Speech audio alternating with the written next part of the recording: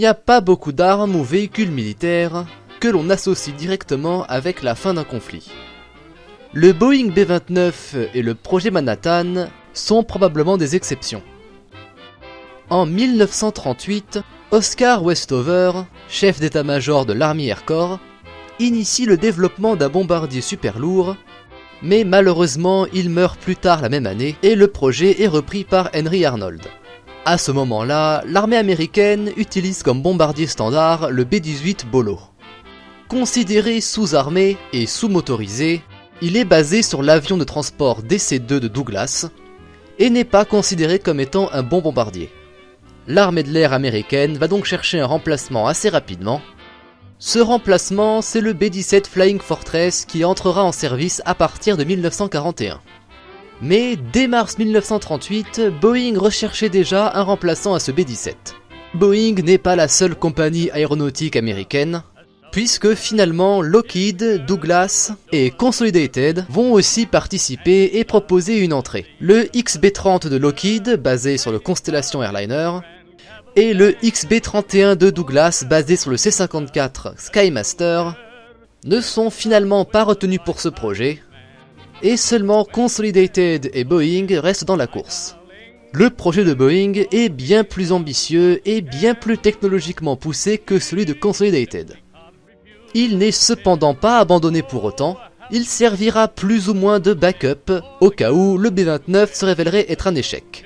Finalement, le B-32 Dominator sera finalisé et produit à petite échelle et verra un petit peu de combat à la fin de la guerre. En 1938, Boeing a son modèle 334. Il est relativement différent de l'avion final et ne quittera pas le statut de plan. Il devait initialement utiliser les moteurs Pratt & Whitney R2800. Il évolue plus tard, le modèle 334A abandonne le design de queue en H pour un profil plus conventionnel. À ce moment-là, on est en avril 1940, le projet continue à être travaillé, et le 11 mai 1940, le design est plus ou moins finalisé sous le nom modèle 345, et il utilise les moteurs Wright R3350. En tant que successeur du B-17, il est appelé Super Fortress. Il est déjà prévu pour équiper quelques éléments assez novateurs pour l'époque, à savoir un train d'atterrissage tricycle et une cabine pressurisée. Le cahier des charges de l'US Air Corps, qui sera renommé plus tard Army Air Force, demande de plus que l'avion puisse atteindre une vitesse maximale de 600 km/h, une autonomie de 6000 km et un emport en bombe de 8 tonnes. Sera aussi rajouté au cahier des charges des réservoirs auto-obstruants et un armement défensif relativement lourd après les observations sur le front européen. En été 1940, l'Army Air Force commande 2 prototypes.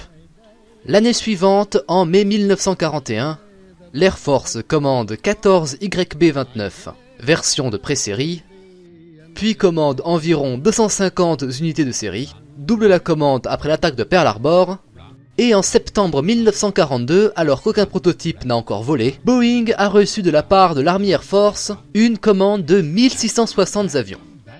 Le 21 septembre, les 2 prototypes sont prêts. À ce moment-là, les XB-29 sont les seuls bombardiers à cabine pressurisée, et le premier avion a utilisé le moteur Wright R3350, moteur qui sera aussi monté sur le B-32 Dominator et le A1 Skyraider. Lors du premier vol test, ce 21 septembre, les tests se passent sans trop d'histoire. Le 30 décembre de la même année, le second prototype s'envole pour un second essai. Cependant, ce vol test va mettre en exergue un des très gros défauts du B-29, son moteur. En effet, ce R3350 d'une puissance de 2200 chevaux, dû à des défauts de conception et à une production de qualité questionnable, a une très grosse fâcheuse tendance à prendre feu en vol. Les principaux problèmes sont la surchauffe et un mauvais mélange air-carburant, mettant le feu à des pièces en magnésium, un métal léger et solide mais inflammable. Ce problème ne sera vraiment réglé qu'après la guerre.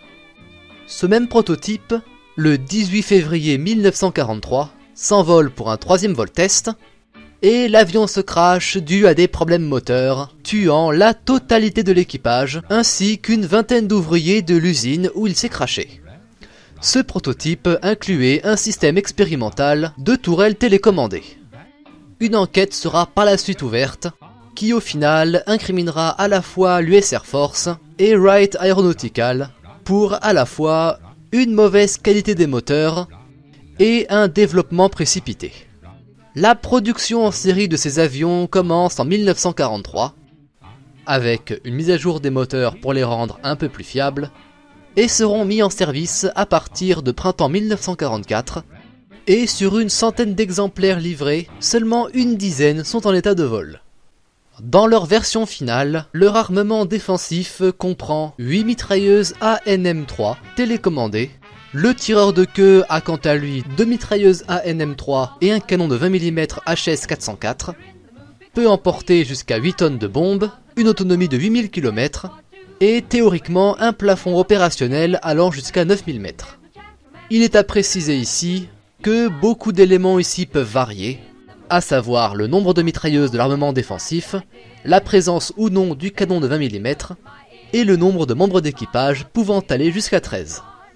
L'équipage standard comportant un pilote, un copilote, un bombardier, un navigateur et ingénieur de vol, 2 opérateurs radio et 4 mitrailleurs. C'est un avion plutôt gros pour l'époque, avec une envergure de 43 mètres, une longueur de 30 mètres, un poids de 32 tonnes, avec une vitesse maximale allant jusqu'à 600 km/h. Avec son fuselage entièrement métallique en alliage d'aluminium, sa cabine entièrement pressurisée, son armement défensif télécommandé et son électronique embarquée, c'est un avion plutôt high-tech pour les standards de l'époque.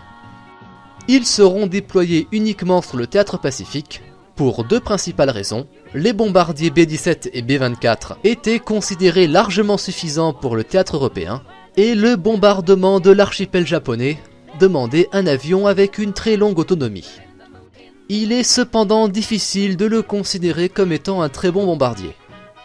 Ces problèmes moteurs ne seront réglés vraiment qu'après la guerre.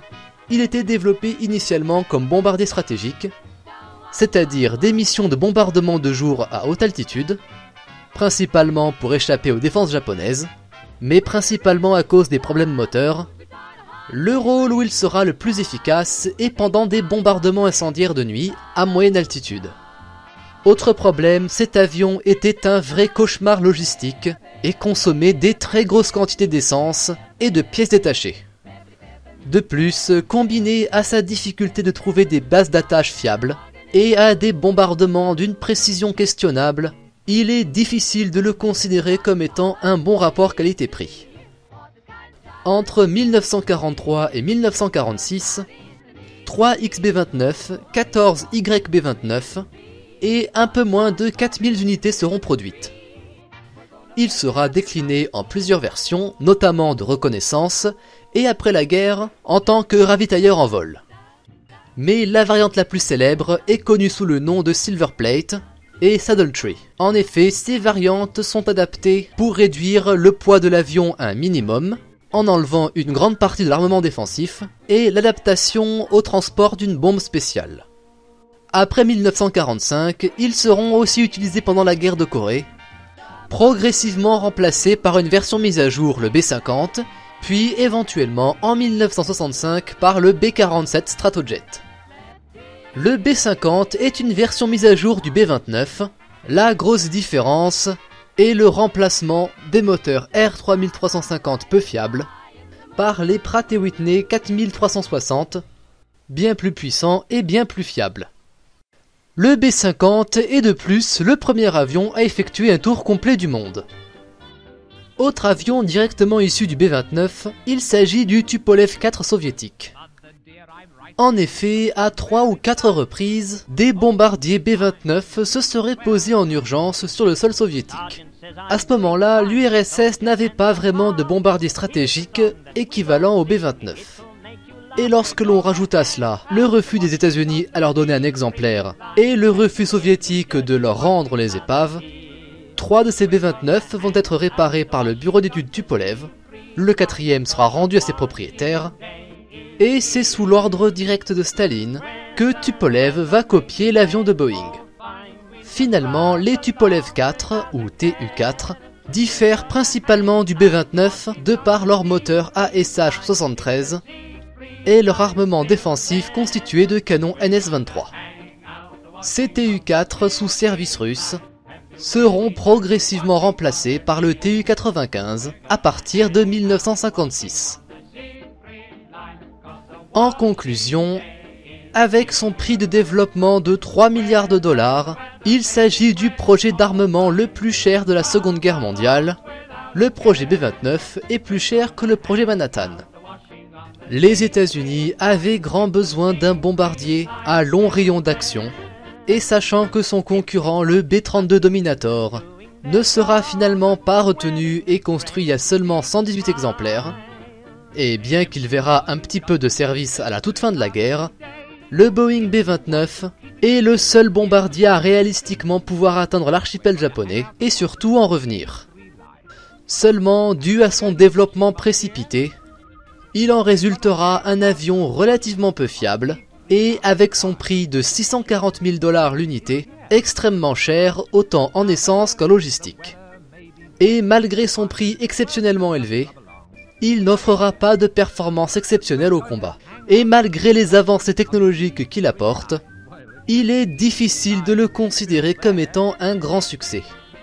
Mais le principal événement qui le fera entrer dans l'histoire, c'est l'événement qui mettra fin à la Seconde Guerre mondiale dans le Pacifique, les bombardements de Hiroshima et Nagasaki.